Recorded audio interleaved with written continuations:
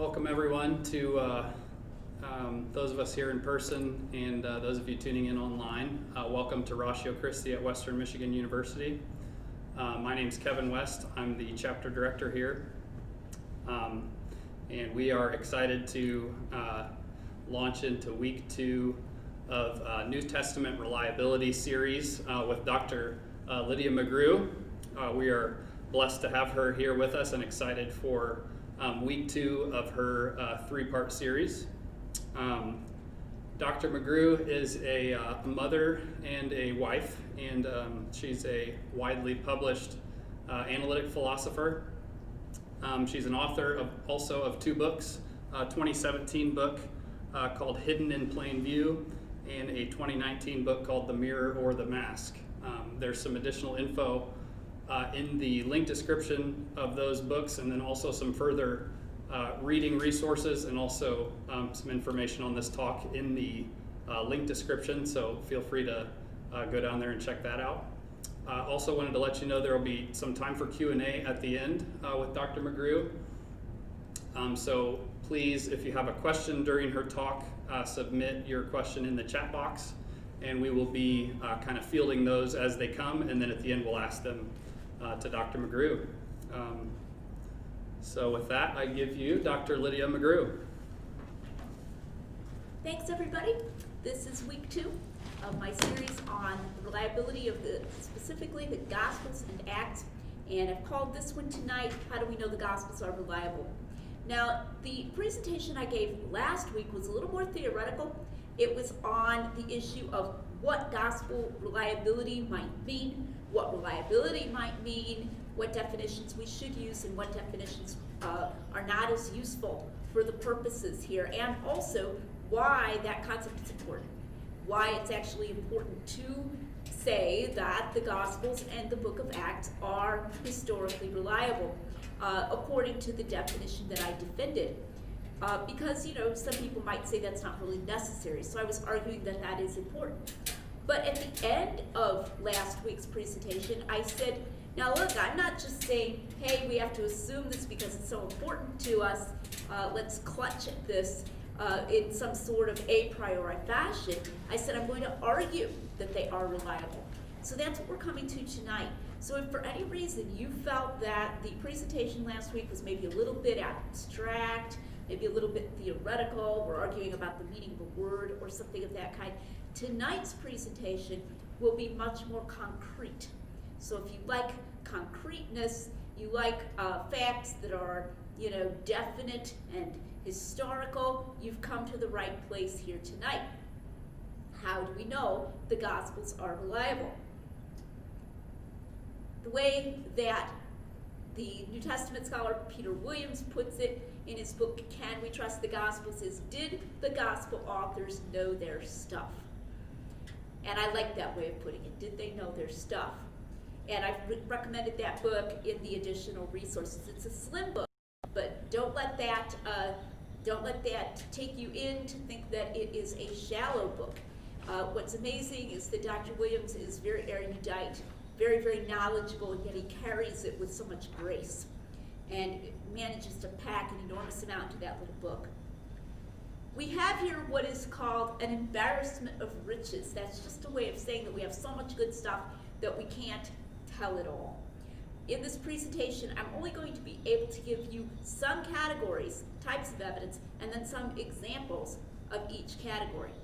What we have is this hierarchy. We have larger categories, and then we have smaller categories within the larger categories, and then we have examples within each of the smaller categories. It's like a pyramid, okay? And I think of this as like an evidence sampler, like a cheese tray, or a cookie tray, and you say, wow, I really like that, that kind of sausage. Where can you get that? Or I really, and then I want more of that, and you go out and you find more of it because there is more. But this is just to kind of get you an entrance. And even as it is, I'm not going to have time probably to get even to all the material that I have in tonight's talk. Now, the 2 big categories that we talk about when we talk about evidence for biblical reliability are external and internal. What do we mean by that? Well, external evidence in relation to any historical document would be confirmation from outside of that document.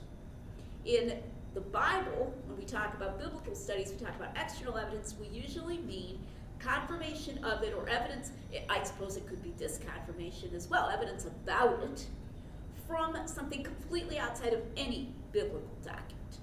It's usually how the word is used, like another historian, geography, coins, archaeology, something of that kind.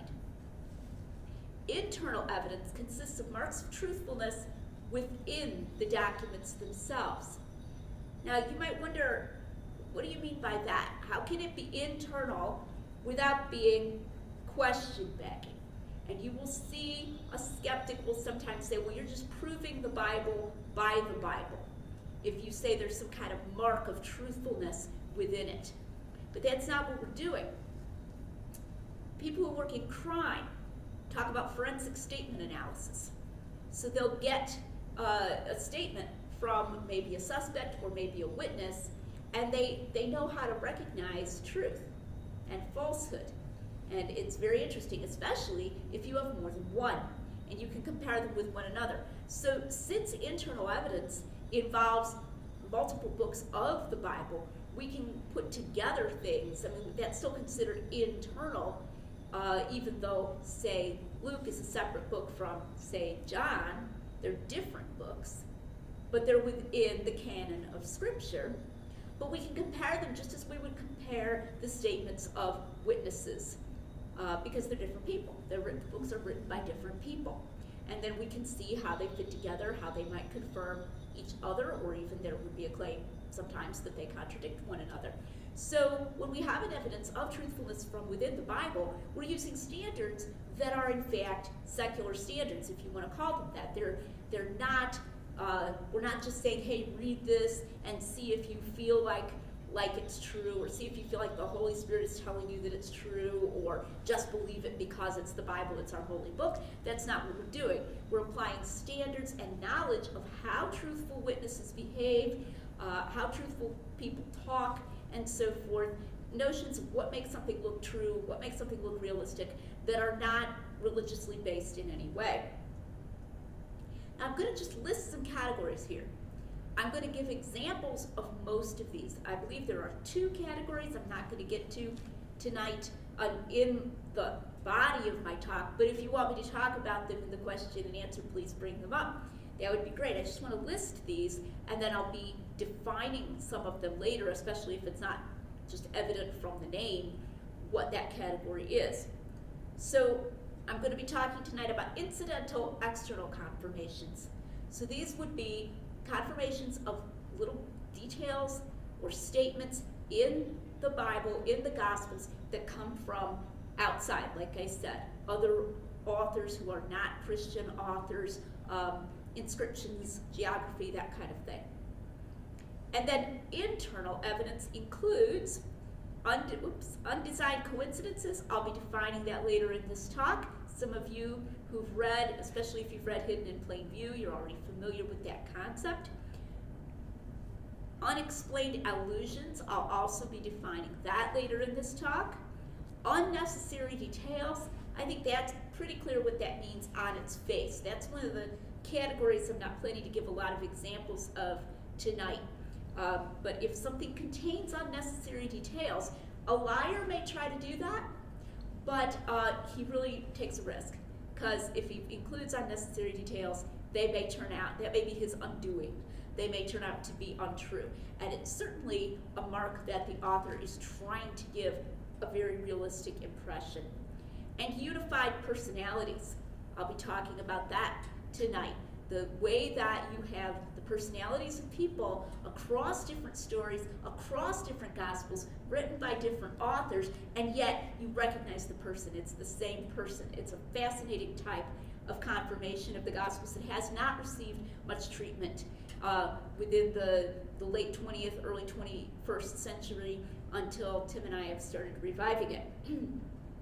And then another category I'm not going to talk about in the body of my talk of irreconcilable variation.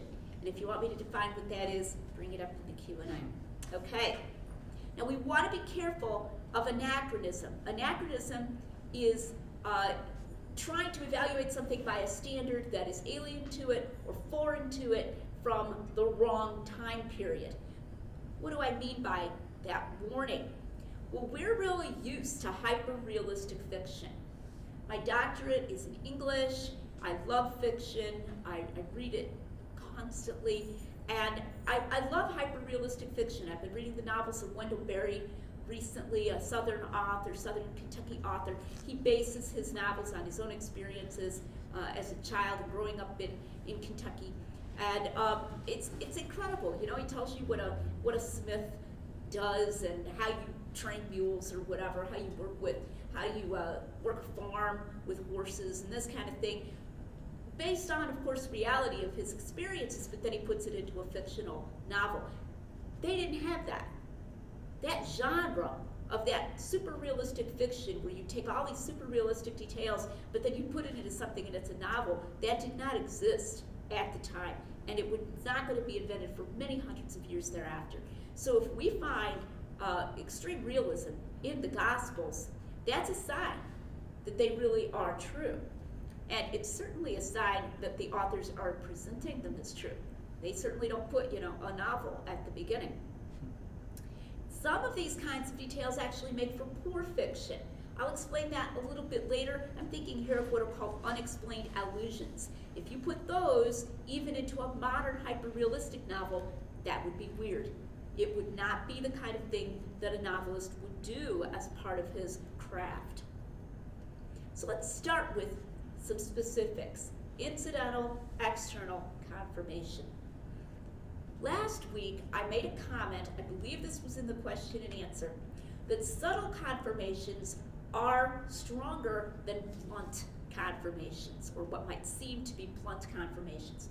Blunt confirmations would be, oh look, he referred to Queen Elizabeth, and he put Queen Elizabeth into his story, okay? And she really was queen at that time. Well, this is this very, very famous person. It's an obvious kind of thing. When you have something subtle that looks like it's just been put in just because the person knew it, because he happened to live at that time, that's even stronger, because it's not like something the person's sort of beating you over the head with. So I'm going to give an example of a verse, 2 verses in the Gospel of Luke that are a nice combination of this. I'm going to read this. Luke 3, 1 and 2. Now in the 15th year of the reign of Tiberius Caesar, when Pontius Pilate was governor of Judea, and Herod was tetrarch of Galilee, and his brother Philip was tetrarch of the region of Iturea and Trachonitis, and Lysanias was tetrarch of Abilene, in the high priesthood of Annas and Caiaphas, the word of the Lord came to John, the son of Zechariah, in the wilderness. John, the son of Zechariah, here is better known as John the Baptist. So now, obviously, Luke is trying to nail down the year, okay? But of these people, they are not all equally famous. Not by any means. Tiberius Caesar, okay, he's Caesar. And he puts it specifically in the 15th year. But the Herod here is not Herod the Great. This is Herod Antipas, his son. And then Philip, his brother, who wasn't even always known as Philip. These guys aren't really all that famous. But we can look up and we can confirm that they were in fact rulers over these regions in the 15th year of Tiberius Caesar. All right? So we can confirm this from the Jewish author Josephus, who wrote toward the end of the 1st century. I believe that Luke had no access to Josephus. I believe that Luke's gospel was finished, well before Josephus was writing. But it gets better. It gets better than that, because there are things here that you can't get from Josephus anyway, even if Luke had access to Josephus' writings in the highly unlikely event. Specifically, Lysanias, the tetrarch of Abilene, is so obscure that we know virtually nothing about him. And it was thought at one time that Luke was making a mistake. In fact, if you read Josephus, you find two different references to someone named Lysanias, and neither one is clearly this guy. The first one can't be, because he died before Christ was born. That can't be this guy. The second one might be this guy, but it's very indirect allusion. I won't go into the details of that right now, but it's certainly not clearly this guy.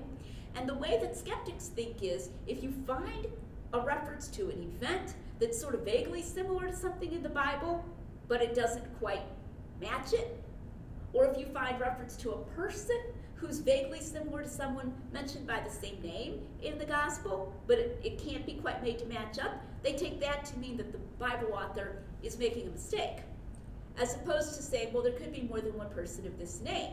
In fact, it's obvious pretty obvious from Josephus that even he is referring to two different people by this name. But it gets better, because at first, early in the 1800s, a critic named Strauss was mocking at Luke because neither of these Lysaniases mentioned in Josephus can be Luke's Lysanias, so obviously Luke just screwed up. And then when you move forward in the 1800s, they found an inscription. This is just an inscription.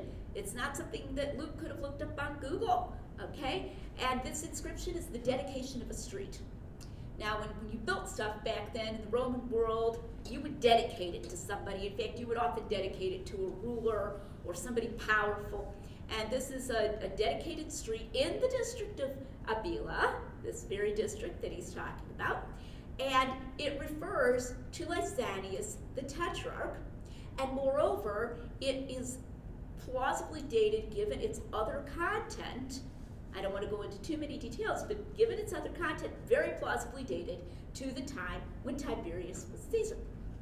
All right? And to a year that, to a time that could easily include the 15th year of the reign of Tiberius Caesar. So here we have another Lysanias, confirmed by this obscure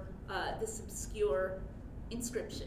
So this is cool. Now, Luke didn't look it up that way. He presumably just knew the time period, lived through this time period, knew people who lived, and he's picking all these rulers to really show his historical intention. And I'm going to skip the discussion of the two high priests because I've got so much material tonight. I can come back to that if you're interested. But this shows Luke's unambiguous historical intention and care, because he's even nailing it down with references to rulers who aren't going to appear anywhere else in his story. It's not like he's going to say, hey, I'm going to have a scene where Jesus talks to Lysanias or something, or where he talks to Philip the Tetrarch. There is a brief mention that Pilate sent Jesus to Herod Antipas. There are a couple mentions of that, because he was the ruler of Galilee and Jesus was born in Galilee. But we don't get a lot of details. So he's just trying to put in and show when this happened. And we can confirm that these people really all were alive and ruling these different regions at the same time. That's pretty remarkable. Let's talk about another kind of incidental detail. In John's account of the miracle at Cana, this is the time when Jesus supposedly turned water into wine. That's what the story is about. I don't say supposedly because I have doubts about that, but I'm talking about this, just talking about it historically as a historical source. John talks about the pots. These were the pots that were filled with water. Jesus tells them, and they were at first empty, and then Jesus says, fill them with water to the servants, and then draw out some of the water and take it to the man in charge of the feast, and it's wine, okay, in the story. When John describes the water pots, he gets very specific, and this is just the only example I'm going to give in my talk tonight of unnecessary details.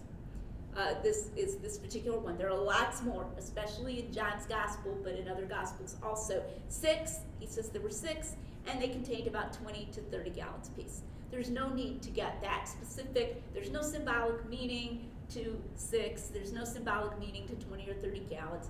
This is a man speaking who was there, I believe. And this is one reason why I've called my forthcoming book on John, The Eye of the Beholder. Because John has this visual memory. He just remembers what he sees. It's wonderful. Okay, but he specifically says they're stone. I mean, that's heavy. It's very inconvenient to have a water pot made of stone. You could make a pot out of clay, right? And we have mention of earthen vessels in the Bible, pottery vessels. Stone is much heavier. We have found a stone quarry in the region of biblical Cana. Now, I'm not saying we know exactly where biblical Cana was, but all of the candidates are in the same relatively small area. And in that area, we've found a stone quarry and pots, stone pots.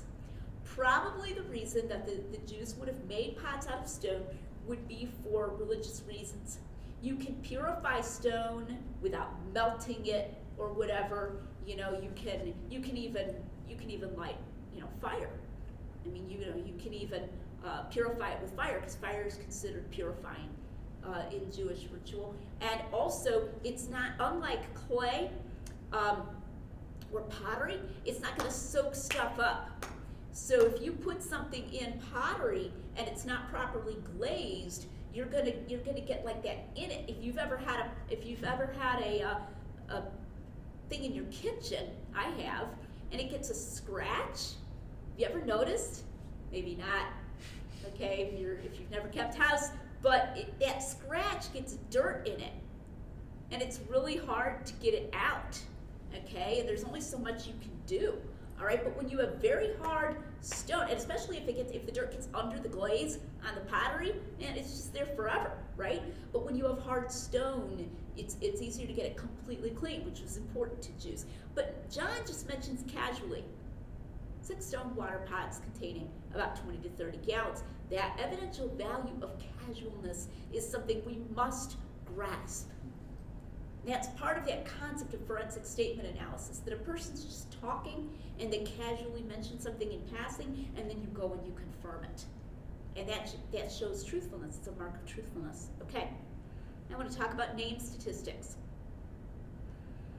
Now, name statistics has become possible to talk about since a big study was done by an Israeli woman named Tal Ilan. She's not Christian, but she went all over the Mediterranean world and the various places where Jews have lived. It was part of a project in Jewish history. And she went to documents, carvings, inscriptions, like tombs, where names were put on tombs and stuff, and gathered statistics about what Jewish people were named in different regions at different times. It's amazing. It published these results, counting all the different instances of these different names. And there's a huge amount of regional variation, all right? It's not like Jewish names were the same in Palestine, where Jesus' ministry took place, and then down in Alexandria in Egypt. In Alexandria, a top name was around this time was Sabbateus. In Palestine, you don't find anybody named Sabbateus. Okay, so it's even though they're all Jews and they all worship the God of the Old Testament, they all worship Yahweh and they have rituals in common and so forth. They have different cultural forms depending on where they live. That makes it hard to get right. Even if you were writing a novel now, with all of the resources that we have, you could make a mistake. I wanted to go back again to these novels by this Southern author, Wendell Berry. He'll have names in there for his characters, and these are set in Kentucky in the 1930s and 40s, and I'll be like, is that a name? I never heard of that name, or I've never known anybody named that. Well, I grew up in Chicago. Okay, so to get it right for the region and for the time period is hard even now. If you were asked what was the top girl's name last year in the United States, even you might not know. But all 4 of the Gospels have the distribution of names. People named Mary, people named Simon, people named Andrew, that falls into the statistical patterns that Talon discovered for that place and for that time. And these are 4 different authors. Do you know how hard that would be to do on purpose in something that was not factual? It would be incredibly hard. And for 4 different authors to all do it and all have the statistics fall out correct would be, I would say, for all practical purposes, impossible. So we need to recognize the value of this. Now, what I mean by disambiguation, and what I mean by bringing up the name Simon here, is that they did not have last names back then. So if you had a really famous, I don't mean famous, I should say popular, common name, they had to add something that would count, that would fulfill the role that we would assign to a last name. I know quite a number of people named Kyle, or at least I know them on Facebook. And so then I go by their last names, right? This is Kyle Hewitt. I might know somebody else with a different last name, because Kyle happens to be a fairly popular name right now. Well, Simon was, I believe, the number 1 name for boys in that region, according to our research that we have now. And notice that in the Bible, and this extends into Acts as well, when they name somebody named Simon, they give him another name. When they name somebody named Andrew, which wasn't nearly so popular, it's just Andrew, right? But when they name Simon, let's think of a few, if you know your Bible: Simon the leper, Simon the tanner, Simon Peter. Let's see. Simon Peter is sometimes also called Simon the son of Jonah. So why is that? Well, because if you just said Simon, it would be which Simon are you talking about? So the fact that the gospel authors not only have the right statistics, but that they know when to disambiguate. When do you, by disambiguate, I mean making it clear which one you're talking about.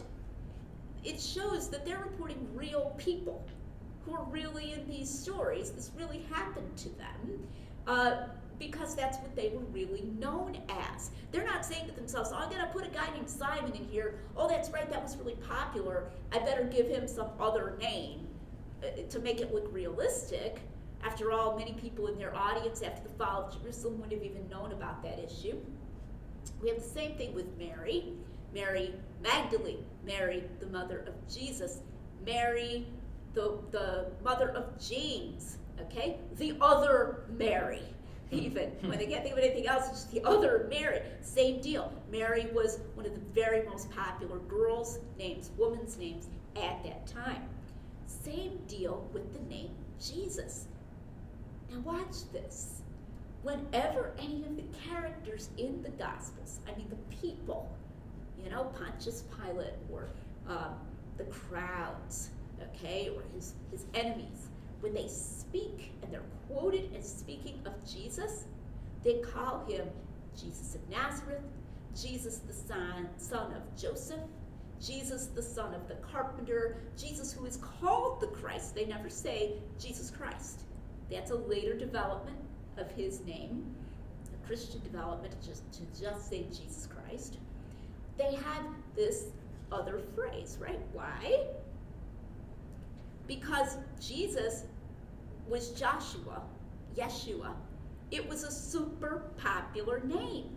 So these guys, I mean, we're like Jesus. Yeah, we know who we mean by Jesus.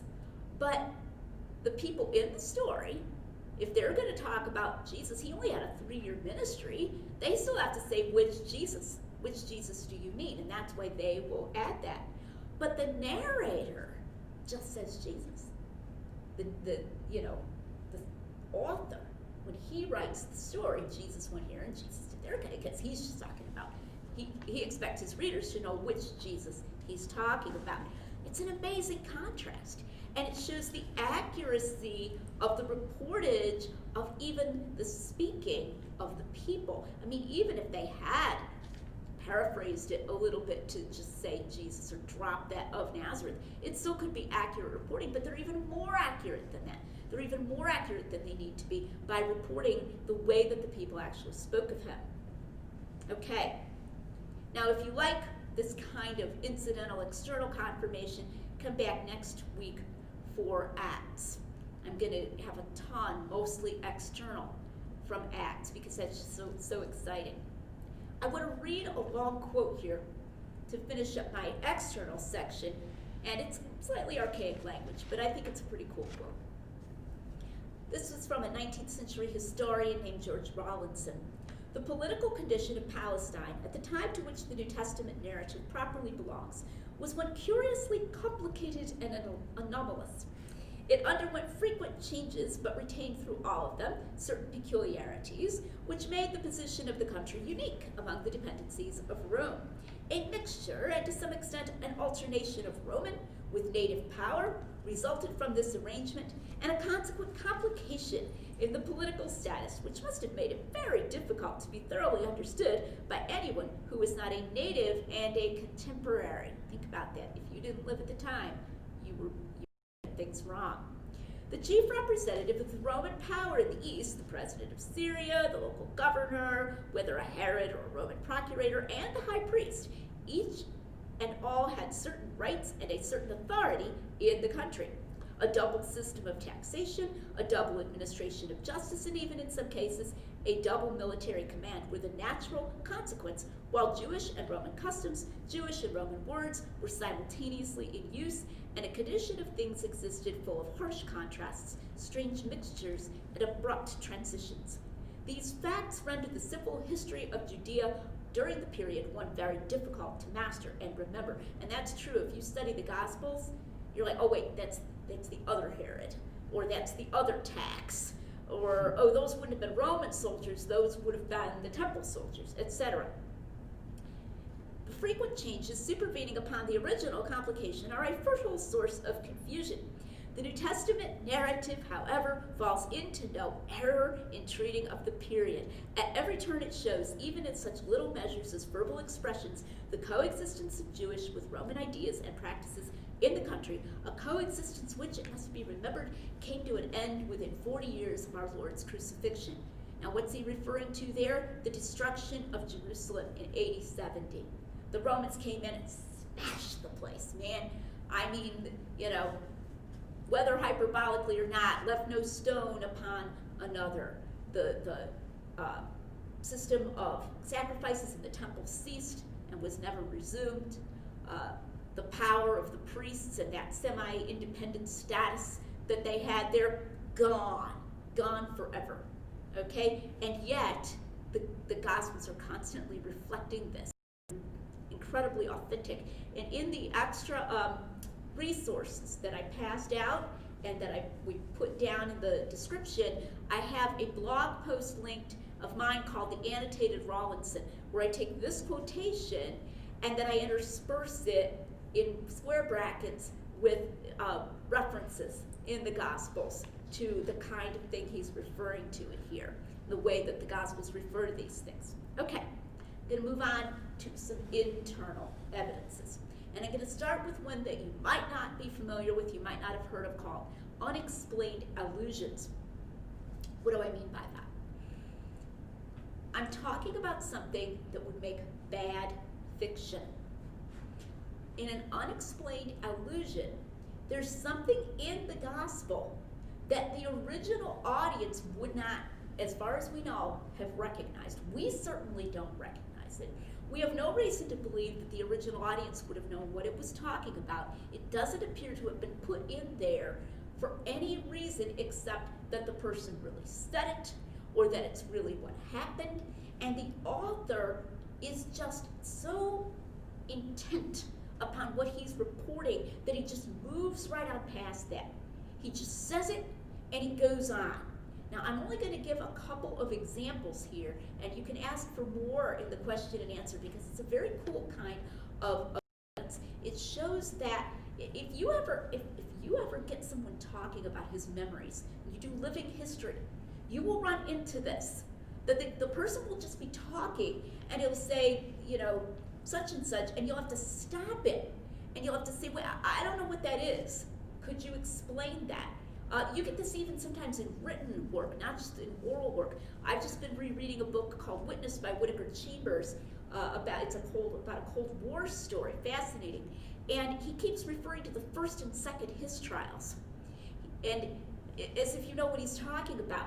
I had to go Google it because he goes past it kind of quickly. What do you mean by the first and second his trials? Well, they had a hung jury in the first trial, and so it was a mistrial.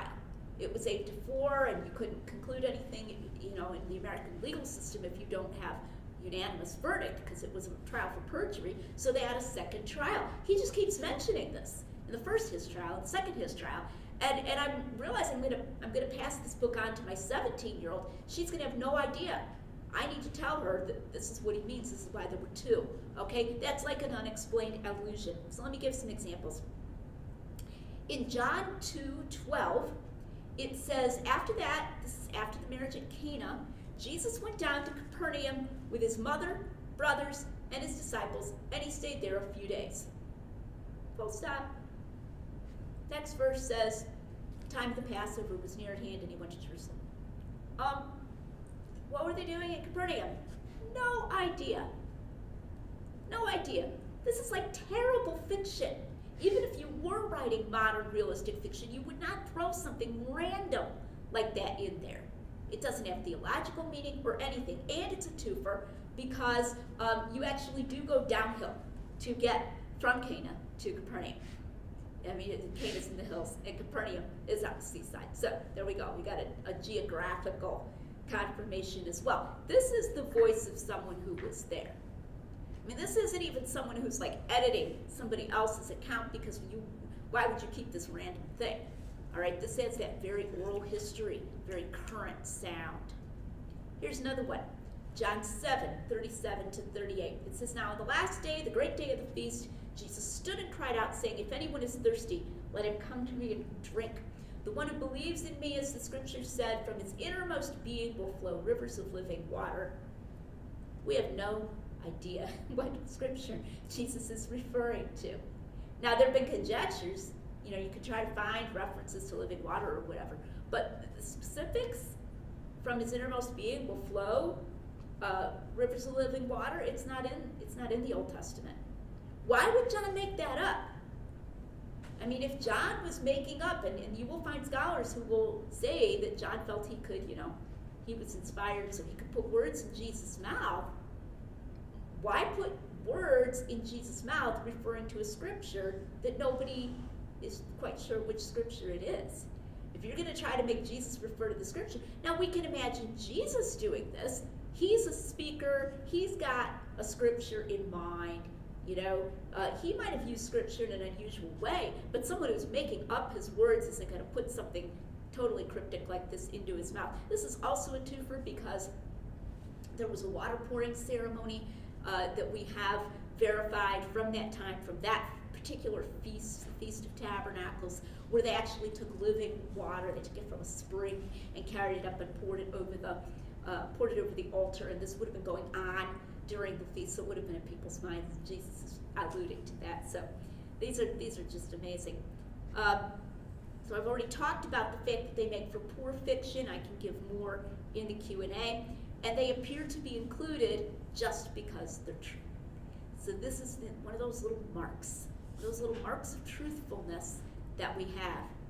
Okay, now I want to talk a little about undesigned coincidences. I imagine that some people in my audience have heard of them. This is an argument that my husband Tim and I have revived in recent years. An undesigned coincidence I call an incidental interlocking that points to truth. On my book, Hidden in Plain View, the front cover has a jigsaw puzzle, and that's what an undesigned coincidence is like. This is best illustrated by examples. Usually, at this point, I would give a made-up modern example, but in the interest of time, I'm going to go directly to biblical examples. In Jesus' trial, toward the end of his life, they bring, this is a paraphrase, by the way, they bring witnesses against him. And they say that they heard him say that he would destroy the temple and raise it up again in 3 days. And that's just kind of weird. I mean, remember, there's no gunpowder at this time. There are no bombs. When we think about destroying some giant building, and the building's made of stone. It's not like it's it's going to be really hard to knock that building down. The Romans have kind of managed it, in 70, but it was not easy, and certainly not something one person could do. So even as a terrorist threat, this isn't very credible. And when you hear it, and then there's the bit about raising it up again. If these false witnesses against Jesus trying to get him in trouble, obviously they are, if they're just making this up out of their heads, why would they make up this in particular, specifically? What are they talking about? After all, if you're going to make up something bad, why would you even say that he said he'd raise it up again? Why add that? And so you know what this sounds like? It sounds like something real that's gotten kind of mixed up, right? If we heard something like that today, what would we do? We'd get out our phones and we'd look it up to fact check it. What did he really say? Something has been distorted here. That's what it sounds like. And indeed, that's true. But you can't find it anywhere in Mark, and you can't find it in Matthew, and you can't find it in Luke. These are known as the Synoptic Gospels. You have to go to John. John 2:19 is telling of an event that isn't told anywhere in the other three Gospels. This is an early temple cleansing in Jesus' ministry. He had driven out everybody, who was buying and selling in the temple. In the other three Gospels, they tell about a temple cleansing at the end of his ministry. And then in John, it's a conversation that's also not recorded. They come to him and they say, show us a sign of your authority to do this.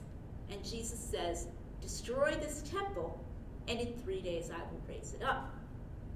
Okay, and they're incredulous.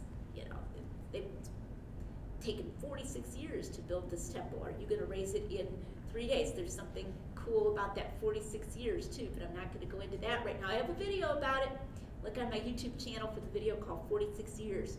But the point is, he has this conversation with the leaders, and the author explains he was speaking of his body. This is a foretelling of his death and resurrection. He's not talking about the literal temple, but he supposedly said that. Destroy this temple, and in 3 days I will raise it up. It's not quite what they reported about him, but it's got some similarity, and clearly what they're thinking of. But 3 years or more have passed, and people have talked and speculated about what he said there, and it's become distorted. So John is explaining what's in Matthew and Mark about the testimony, but he doesn't appear to be trying to explain it. John doesn't even have that trial. John doesn't even have those witnesses. That's not in John. And by the same token, that thing about what Jesus himself says, destroy this temple and in 3 days I will raise it up, that's not in Mark. Okay, so they each have one half of the puzzle and they fit together. One of them explains the other. That's an undesigned coincidence. Here's another one. Matthew 14:2. This is the lead-in to the flashback story of how Herod, and that would be Herod Antipas, had John the Baptist beheaded. And Herod hears about Jesus' miracles and he's like superstitious. This must be John the Baptist risen from the dead. That's why he's doing all these miracles. He's got a guilty conscience because he had it beheaded. And it says he said it to his servants. Well, now, you're a skeptic. You're like, okay, he wants to make it sound vivid, right? If you're writing a partially fictionalized history, you might say he said this to his best friend Joe or whatever, right? You throw in there who he's saying it to, because after all, how could Matthew really know what Herod said to his servants? Well, let's go to Luke 8:3. It's a completely different context. This is not the parallel passage in Luke. Luke is not talking about the death of John the Baptist. Instead, Luke is talking about some women who were part of Jesus' ministry, and they came from Galilee. He lists their names. He lists Mary Magdalene and Susanna, I believe he lists there. And he lists specifically then among these women, Joanna, the wife of Chuza, Herod's steward. Well, that's interesting because Herod's steward would be like his head servant. Okay, he'd be the head over the servants. So here we learn from a completely different gospel, completely different context, that someone who was very close to Herod, and specifically would have been connected with Herod's servants, had a wife who was who was a follower of Jesus, and she even contributed financially. And I think we can infer justifiably that Chuza must have been supportive as well, because a man would not let his wife go and like be part of Jesus' ministry if he was opposed to it. So then we have a very natural route by which this information about Herod's conversation and his superstitious worries about Jesus could come back just in a human way to the followers of Jesus through Chuza and Joanna. But that's an inference. It's indirect. Neither Matthew nor Luke appears to be trying to connect it with the other one. It's not deliberate. And there's many more. My book, Hidden in Plain View, talks about a bunch of these, and also undesigned coincidences concerning Acts as well, the book of Acts. There's also a video series on my YouTube channel. These are short, professionally produced videos that Tim did about undesigned coincidences. He does them shorter than I do. He's better at sort of boiling it down. In those videos, he also includes some external confirmations too. And there are additional undesigned coincidences in the mirror or the mask as well. And if you want me to give some more examples in the Q&A, I'm happy to do that. Okay, and the last category I'm going to go into in detail tonight is the category of unified personalities. This again is something that does not get talked about a lot in the current literature. It was used in the great apologists of the 1800s. Talked about this type of thing quite a bit. But again, it's fallen out of favor, which is a shame because it's a great argument. So what we're going to do, you remember I said back at the beginning that you've got, small details of categories, and you've got categories within categories and so forth, and it's this great ramifying case. And so all I'm going to take time to do here tonight is to consider one aspect of one personality. There are other aspects of this particular person's personality. Then there are other personalities. Then, as we've just seen, there are other categories of evidence, and that's all internal evidence, and then there's external evidence. You see how this all goes. It's wonderful. So I'm just going to do one aspect of Peter's personality. And this is what I call his loving argumentativeness. Peter loves Jesus, but he's an arguer. And I think we've probably all known people like this. I was probably a little bit like this when I was younger, not now, of course. Anyway, but he's that kid in the back who's always got his hand up, okay, in class. He's always like, I have a question, or I don't think that really works. But he doesn't do it because he's a bad guy. He does it because he's like really enthusiastic and he wants to understand. And in the case of Peter, it's because he loves Jesus. So let's see how this works. Here's one, Luke 5:5. Jesus says, take your boat out and cast out your net. And it's during the day. And Peter's going to do it, but he's going to argue before he does it. So he says, we have worked all night and caught nothing, Lord, but at your wish we will let down the net. So, okay, he's the fisherman, Jesus is the rabbi. Fishermen fish at night because it's easier to see. Whether you have a lamp and it's easier to see down in the water. They didn't generally fish in the day. And they've worked all night. They haven't caught anything, but because he loves Jesus, he says, I'll do it. And then, of course, they catch lots of fish. Better examples. In Mark and in Matthew, Jesus begins to foretell his crucifixion. We're going to Jerusalem. I'm going to be turned over to the Gentiles. They're going to kill me, he says. And he also foretells his resurrection. And Peter's, no, Jesus, you're not going to be killed. I mean, like he thinks Jesus doesn't know. By this time, Jesus has done miracles. He's shown all kinds of evidences that he is at least a prophet, and I would say evidence that he is God. And why would you argue with him? And Peter always argues. But why does he argue?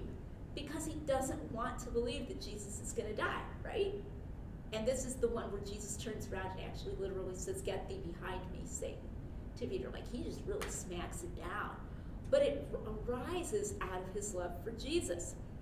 Here's another one.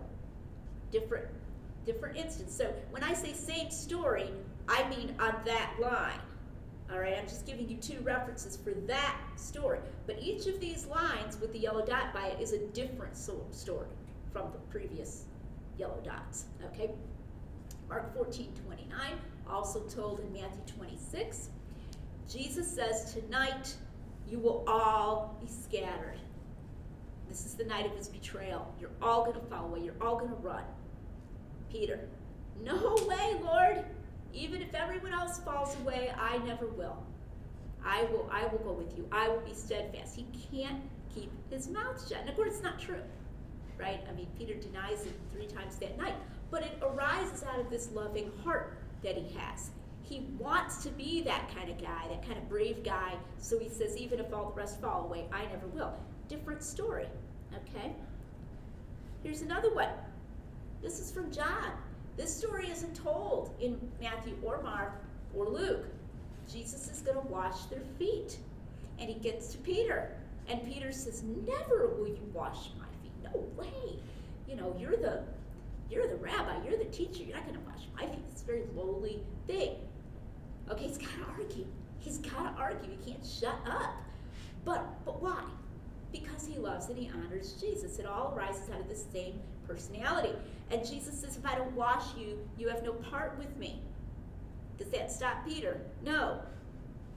Okay then, wash my hands and my head as well. So if this is a sign of my union with you somehow, this is some kind of symbolic thing. Got it. Then you wash all of me. Wash the rest of me. You can't just let Jesus do his thing. Okay? And so Jesus says, no, you know, if the rest of you is clean, you just need to wash your feet, which is of course literally true as well. You know, they're walking around in sandals and their feet are always getting dirty. But of course it has its deeper meaning as well. There's another one from that same chapter of John. And notice, I don't think this is the same thing as even if all fall away, I never will. I think this is a separate conversation. Took place on that same night. It doesn't sound the same. Jesus says, "I'm going away. I'm going away. Where I go, you can't follow." And Peter says, why can't I follow you? Okay? Why can't I follow you now? And Jesus says, you follow me later. Okay, so this is an allusion, of course, to Peter's eventual martyrdom. He says, well, why can't I follow you now? I'll lay down my life for you. Still arguing. But why? Because he loves Jesus. Okay? I mean, it's so touching. Why? Why can't I follow you now? You just think about that. It's this tragic thing. Jesus is going to die. And here's Peter. You just get this insight into this man's character. But why can't I follow you now? I want to go with you. I love you. All right? You just, unified personality. It's the same God. And you may have heard sermons about Peter. I'm sure you have if you go to church a lot. But think about the apologetic value of it. It's so cool that you can take this thing and it has at the same time, it has devotional value and it has evidential value. It's just this wonderful thing because of course we're kind of like Peter, maybe not always his better qualities and so forth, but these are different gospels and different stories and different gospels. Do you know how hard it would be? Think about how hard it would be to say, I'm going to write a Peter story now. I'm going to make it sound like Peter, but it's going to be a completely different Peter story nobody's ever told. Not easy to do, okay? And there's more. I have more about Peter's personality in The Mirror or the Mask. And in The Eye of the Beholder, I'm going to discuss the personality of Jesus. And that's in that manuscript that's right now out being read. And that's, of course, a big deal. Because you'll get scholars who will say the Jesus of John is very different from the Jesus of Matthew, Mark, and Luke. And I argue that that is not true. It's the same Jesus. And then there are other personalities as well We don't have as many stories about Mary and Martha, but we've got a story in Luke, and then we have a couple of stories in the Gospel of John, and they're also clearly the same people. And you can I'll let you think about that one yourself. You can ask me more about it in the Q&A. So there's the two other categories that I didn't talk about in detail, both internal, unnecessary details, and reconcilable variation. Now I've got this additional resource sheet I passed out, and then it's put in the comments underneath, or I don't mean comments, I mean the video description underneath the YouTube. And if somebody didn't yet, if somebody wants, I got more copies up here, okay? And feel free to contact me if you have questions at lydiamcgrew@gmail.com. Definitely introduce yourself if you email me. Obviously, if you're here tonight, you can introduce yourself directly. But anyway, please do feel free to write to me. We're going to go to Q&A now, and next week we're going to come back and talk about the Book of Acts. And that's going to be a whole cool thing in itself, because Acts is just an apologetic marvel. There's so much stuff. Once again, I won't have time to include it all.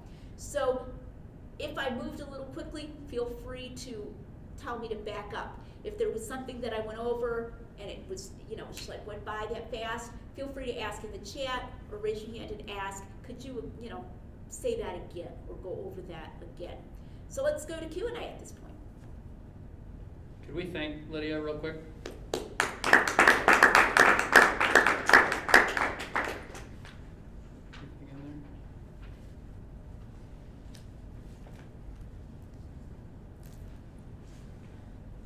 Do we have any questions from the in-person audience right here at the outset? I wondered if you could spell that Israeli scholars. She's not on the Can you pull down your mask so I can? The Israeli scholar that you mentioned, could you spell her name is Tal Ilan. Talilan.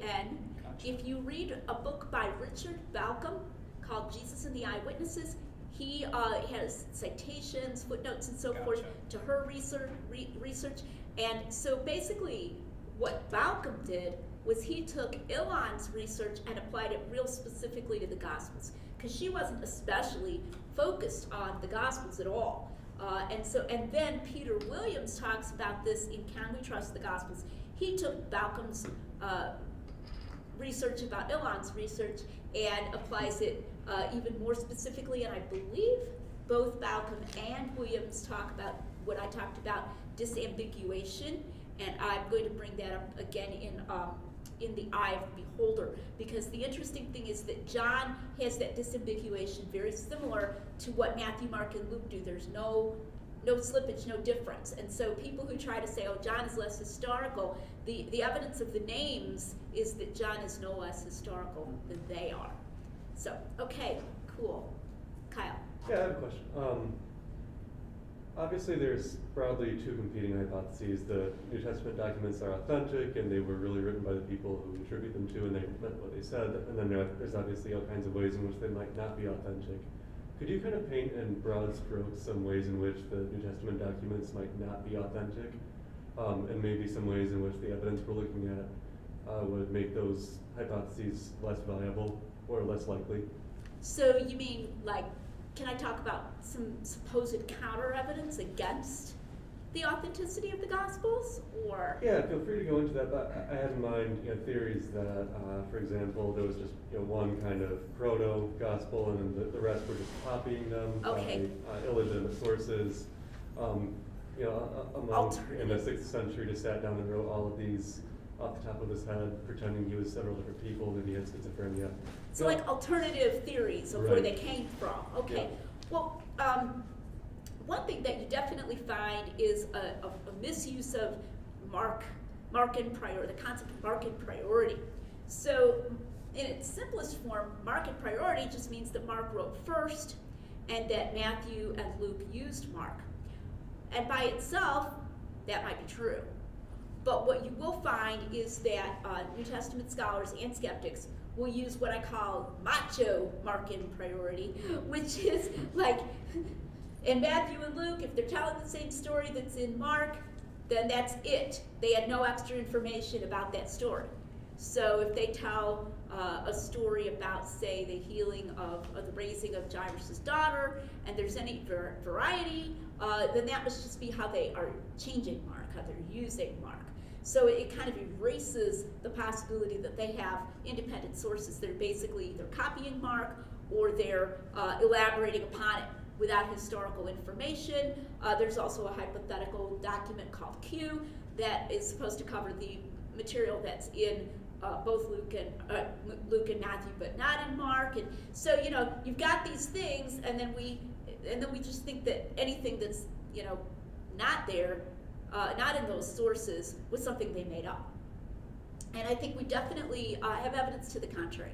I think we have evidence that, well, I would go to that undesigned coincidence I gave concerning to his servants. That story in Matthew is actually pretty similar in Mark. So, you know, it may be that Matthew, nobody thought about plagiarism back then, it wasn't an issue, and Matthew was like, well, I don't want to go to the trouble to, you know, write all of this out of my head. I'm gonna partially copy Mark, okay, even though I know more about this. But then that phrase "to his servants" is unique. Okay, that's not in Mark. So here's Matthew adding something to the Markan narrative, and we have it confirmed. So it looks like he's not adding it without evidence, it looks like he's adding it with evidence.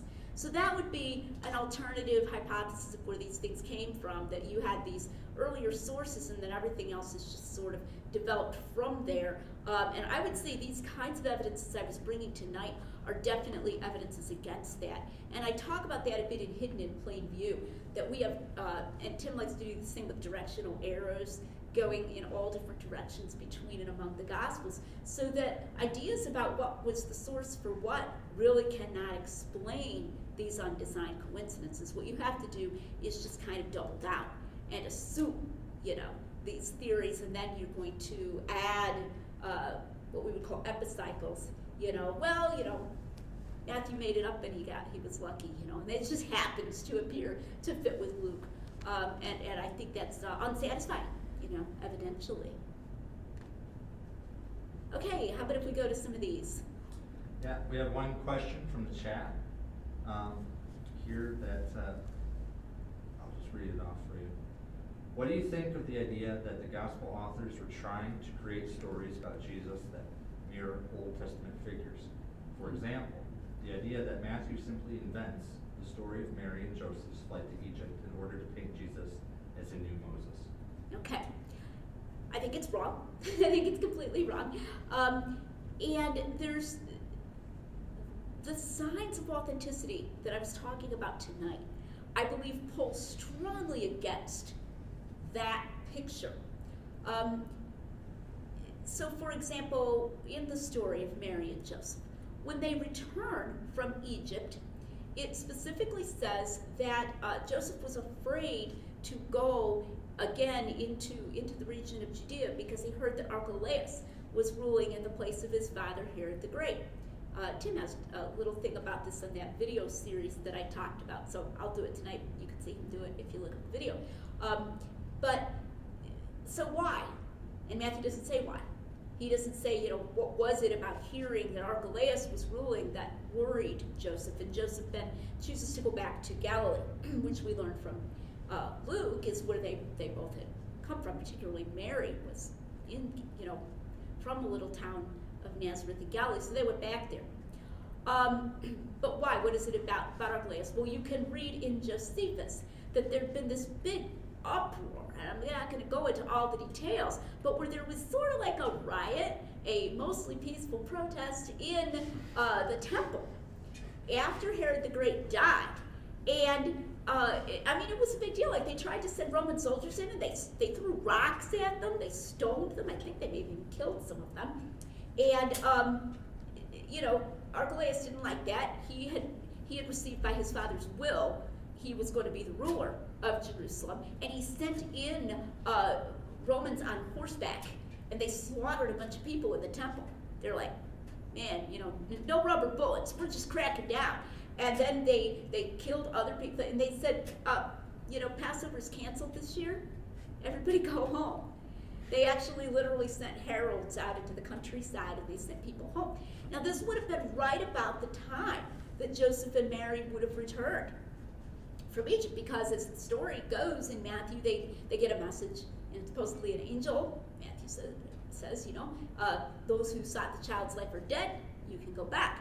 And back they go, and they get back right around this time, and he hears that Archelaus is reigning, and he's like, no thanks, I don't need that kind of trouble. And so he goes to Galilee, where Herod Antipas is reigning. He's also a son of Herod, so it's not like he's just afraid of a son of Herod, but he doesn't have any kind of crazy story about him killing a bunch of Jews. So that's like a little incidental external confirmation of that very story of them returning from Egypt.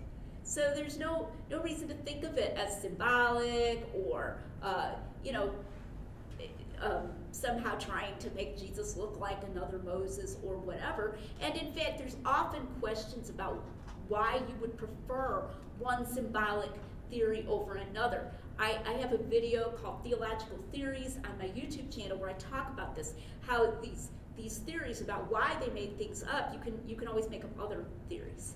And then it becomes without, I believe D.A. Carson says, without objective control. He's a strong conservative New Testament scholar as to which one you pick. You just kind of eeny, meeny, miny, mo.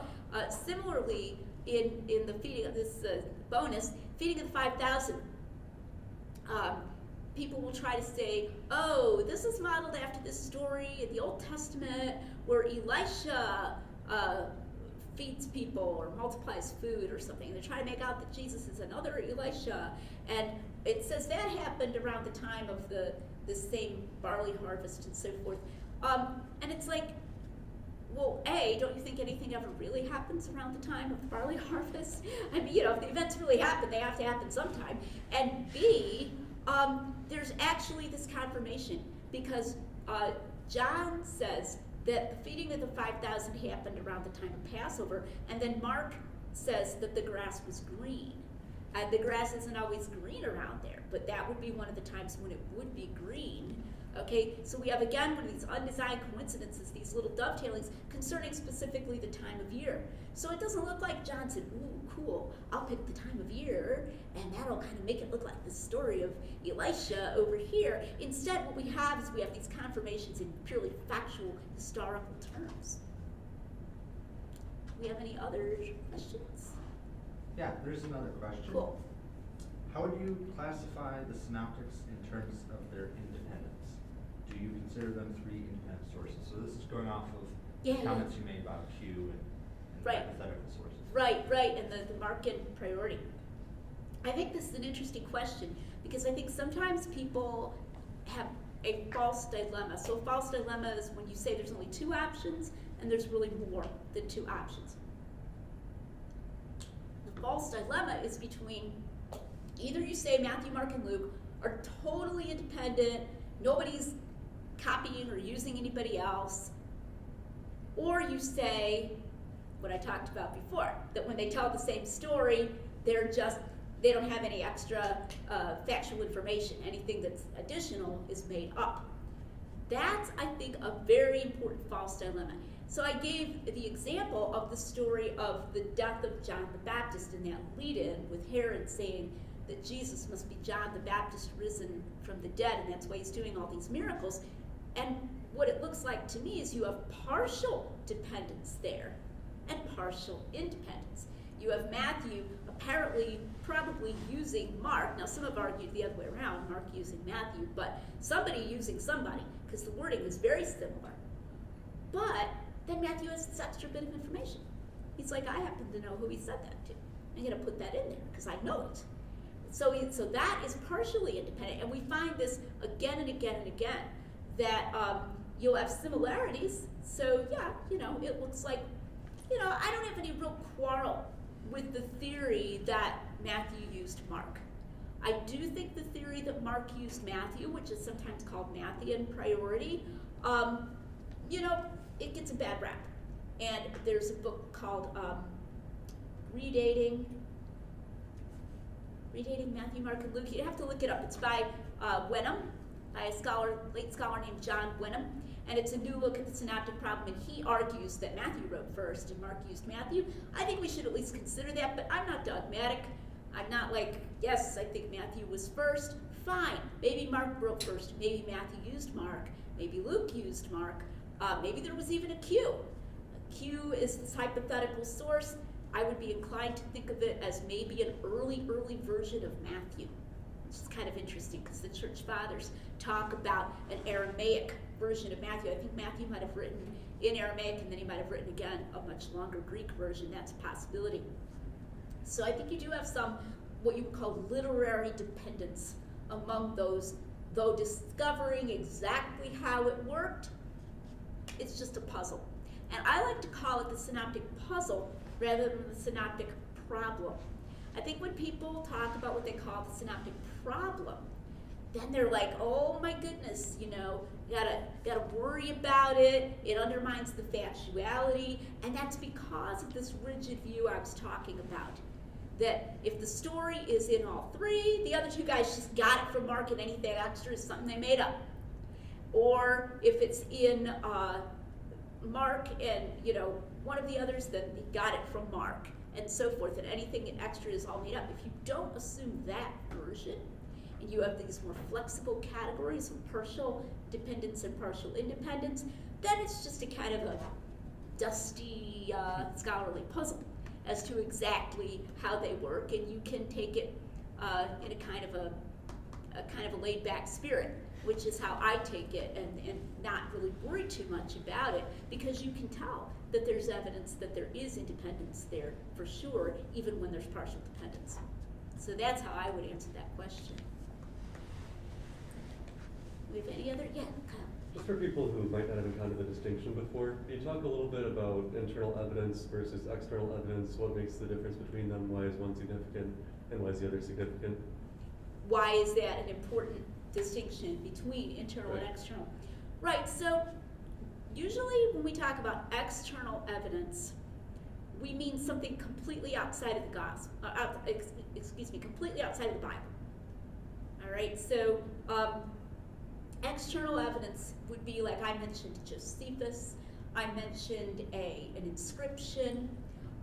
We'll see a lot more of that next week. So I'll be mentioning inscriptions, sometimes coins. Actually, I was reading that verse in Luke about who is that tetrarch? The tetrarch of Trachonitis. Let me get that quotation up here. The L word? Philip, yes. Philip, tetrarch of Trachonitis. We have coins. He made coins. That would be external evidence, that he was in fact, tetrarch of Trachonitis. Internal evidence is where it's inside the Bible. It might be like two books of the Bible that fit together. Or it might be like what I talked about concerning Peter. Wow, look at how similar his personality is. And that looks real. So we're finding things that look real, but we're finding them by looking at the text of the Bible itself.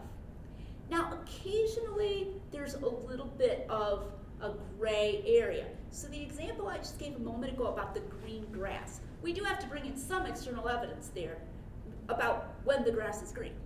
So even though it's an undesigned coincidence between John that says it was Passover and Mark that says the grass was green, we need background evidence about when the grass is green to make it work. So you could call that a little gray area between internal and external there, because we need some external to make the internal work, as it were, to set it up.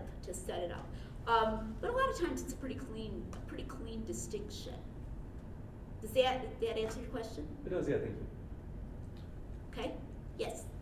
So going off one of the previous questions about independence and marking priority and Q and all this, could you, isn't there a possible objection to undesigned coincidences, that there was a prior, more complete source, and that these different gospels are partially copying it, but not entirely, so that's why they have these accounts that complement each other?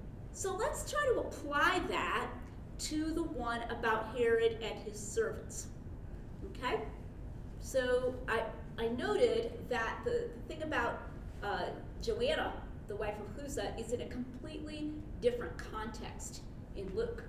We have no document extant that has both of those passages. So what we would have to be imagining is some document that we don't have that contains both of those passages and then connects them to each other, because you can actually have an undesigned coincidence within a given document. You actually can. They don't appear to be trying to explain them. But we'd have to be then adding this other thing to undermine the undesigned coincidence, something like, and the reason that we know this is because of Joanna, the wife of Chuza. So what are we doing at this point? We're making up a document we don't have, and we're giving it highly specific characteristics just as an ad hoc hypothesis, what philosophers call an ad hoc hypothesis. And then we're going to say, and it just so happened that along came Matthew and he just copied that one part, and along came Luke and he just copied this other part. Now, I would make an analogy here, those of you who are interested in philosophy, to the problem of the external world. The problem with the external world is the theory that some skeptics bring up that there's no, cups and tables and chairs and so forth in the ordinary sense that we think of it, but that there's a deceiver out there and he's making us all think, okay, that there's a real world, and it just so happens that he's deciding to put into our minds the experiences and the thoughts that just happen to look like a real world, because that's what he wants to make it look like. I would say that that type of Earth source hypothesis, I call it an Earth source hypothesis, bears a lot of similarity to the deceiver hypothesis, because in both cases what you're doing is you're hypothesizing something that comes between you and reality, but it just happens to look like reality. Okay, it's like instead of having the real world that contains the real Joanna, and she really contributes to Jesus' ministry, and the real conversation that Herod had with his real servants, where he really worried about this and so forth, we're going to imagine, we're going to put this other layer in there.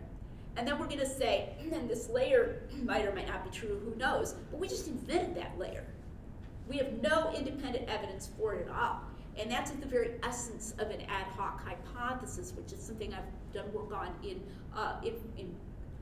formal philosophy, in just secular philosophy. I've got an article out there on ad hoc hypotheses. So basically what you're trying to do at that point is not admit the force of the undesigned coincidence, and then you're just imagining a source for which we otherwise have no evidence, and then you're attributing to it all these highly specific characteristics. And I would say that about any of them. So I gave the example of the green grass.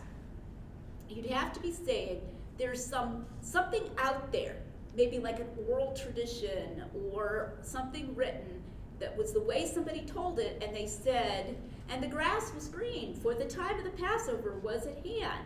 Okay, and then it happens that Mark, with no mention of the Passover, says, and they sat down in the green grass. And John, with no mention of the grass being green, says the time of the Passover was at hand. Why should we think that? What evidence is there for that, other than that we don't want to admit that they were each just telling the truth as they knew it, and they just had these parts that fit together? Now I would contrast that with a situation we have with something that some people have used as an undesigned coincidence that I don't use. This is where Jesus is blindfolded, and they strike him, and they're just being really mean. These are the servants of the high priest, and they say, "Hey, who hit you?" All right? Those of you who've gone to certain schools have probably seen things kind of similar to this. They're just bullying him, right? And well, if you're a prophet, prophesy. Who hit you? Wham, Okay, and so Mark tells that whole thing just the way I just told it. They blindfold him, they hit him, they ask him to prophesy who hit him. And then, I forget which is which, but either Matthew or Luke just has the part that they struck him and said, prophesy who struck you, you know? And the other one says that they blindfolded him, okay? And so some people have used the other two as an undesigned coincidence. But we actually have Mark. Notice that we don't have to hypothesize maybe there was some source that had both of these. When you actually have independent evidence for the existence of this source, and they're right next to one another too. I mean, in Mark, the causal connection is it's obvious. He doesn't have to say it, it's just part of the same story. Why are they saying prophesy? Because they blindfolded him. It's right there. They're right next to each other. So there's no appearance of undesigned coincidence in Mark alone. Okay? So there, I'm like, yeah, you know, that looks like each one just copied part of it. But that's because we actually have the source. We're not making up something merely in an attempt to explain it away. And this is all the more unconvincing to do that when they're in completely different passages and different contexts, like the one I gave about the destroy this temple. Those are like totally different stories. One is the story of Jesus, Jesus' trial, and the other one is the story of Jesus. Is the story of Jesus cleansing the temple. I find that people that think that about the synoptic problem, they're coming to it with the assumption that the mere fact that there's any kind of dependence going on there means that pretty much any dependence hypothesis we come up with is now independently supported. I've actually seen one person who has said the synoptic problem makes it probable that there are no, he said probable or plausible, that there are no undesigned coincidences among the synoptics. And I'm like, no, it makes it possible, but not everything that's possible is probable. Not everything that's possible is plausible.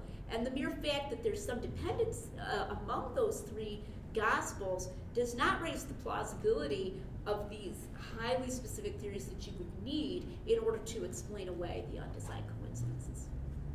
It's a good question, though. I'm glad I have the chance to address that. Are there any more in-person? Maybe one more? Any more in-person questions? Okay. If you have one. I was loving the unified personalities on Peter, and you said there are some more people that you could have tossed in there. I wondered if you could mention a couple more that. Sure. So I mentioned Mary and Martha, but maybe I'll just go into a little more detail on that. You'll notice there's a very famous story in Luke about Mary and Martha. And if you've read Luke, you probably remember this story. Jesus is visiting their house, and Mary's bustling around getting Martha's bustling around getting the meal, and Mary is sitting at Jesus' feet listening, and Martha is upset and says, "Tell my sister to help me." And Jesus says, Martha, Martha, I love it. And he repeats people's names a lot too, by the way. We find this is a characteristic of Jesus. Martha, Martha, you're worried and troubled about many things. Mary has chosen the better part, which shall not be taken away from her. So we have those personalities, right? The more bustly, practical personality, the more contemplative personality. Go over to John, completely different story. Their brother has died. Jesus comes to the town, and he's waited, right? And he says he's sick, but we're not going to go yet. He knows he's going to die. He knows Lazarus is going to die. So he goes, and Martha hears that Jesus is there, and she goes out to meet him. And she says, "Lord, if you had been here, my brother would not have died." You could just hear the tone, and he kind of discusses it with her.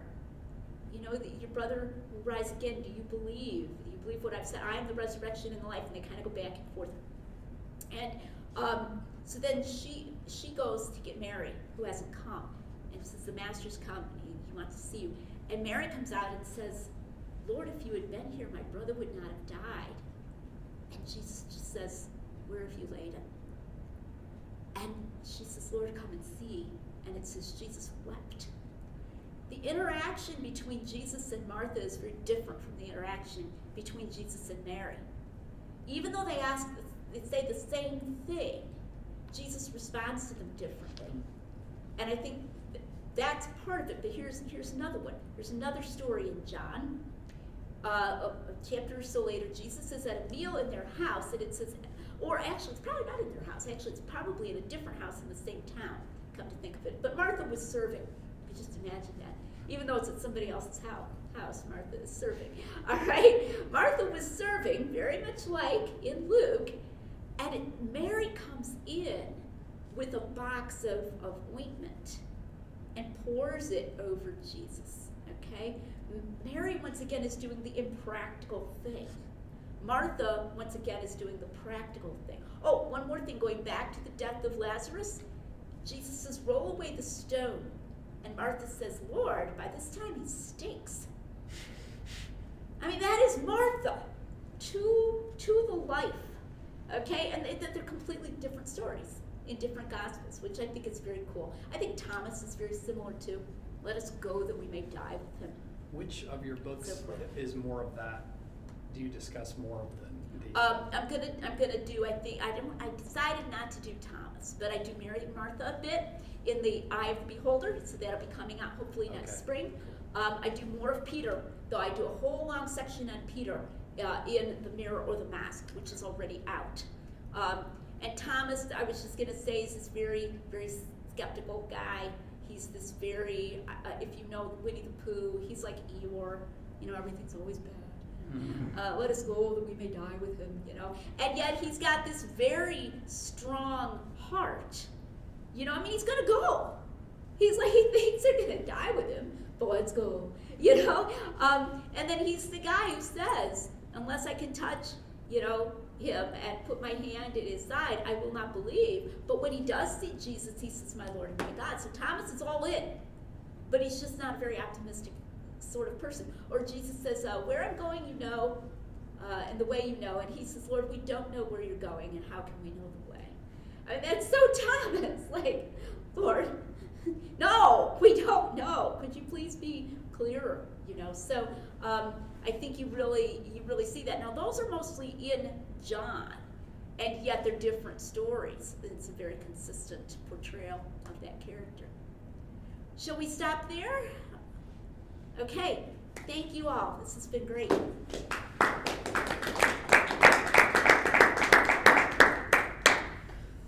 Everyone, thanks for tuning in.